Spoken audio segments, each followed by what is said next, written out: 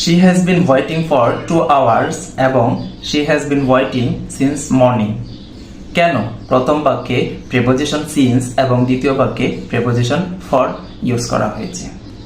আমরা জানি perfect continuous টেন্সের ক্ষেত্রে সিন্স অথবা ফর দ্বারা টাইম অফ অ্যাডভার্বিয়ালকে যুক্ত করা হয়। এখন কখন সিন্স দিয়ে যুক্ত করা হয় এবং কখন ফর দিয়ে যুক্ত করা হয় সেটা শিখব।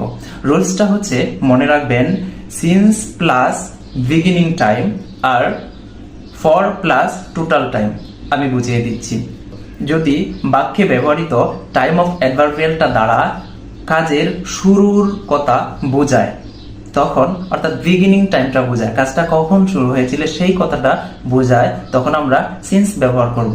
আর যদি টাইম অফ অ্যাডভার্বিয়ালটা দ্বারা টোটাল টাইম অর্থাৎ সে কতক্ষণ ধরে কাজটা করতেছে সেটা বোঝায়, তখন আমরা প্রিপোজিশন ফর ইউজ করব।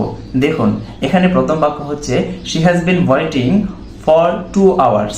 এখানে কিন্তু সে 2 ঘন্টা যাবত অপেক্ষা করতেছে। এখানে তার অপেক্ষা করার টোটাল টাইমটা এখানে কিন্তু বলা হয়েছে, সে 2 ঘন্টা যাবত অপেক্ষা করতেছে, অর্থাৎ তার পুরো কাজের রেজাল্টটা এখানে উপস্থিত।